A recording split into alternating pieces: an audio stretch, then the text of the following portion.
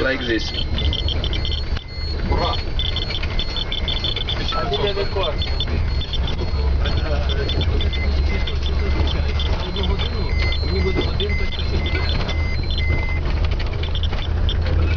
Now it's again about 100 microrentals per hour. And now we drive through the area of red forest. Right side you can see the place where trees were buried in the soil. Trees around us, left side and right side, are new.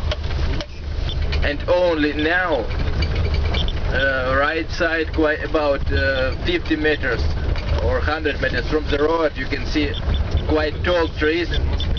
There are those trees who were here before accident. Those trees survived. And left side of the road, all trees are new. They were planted after accident.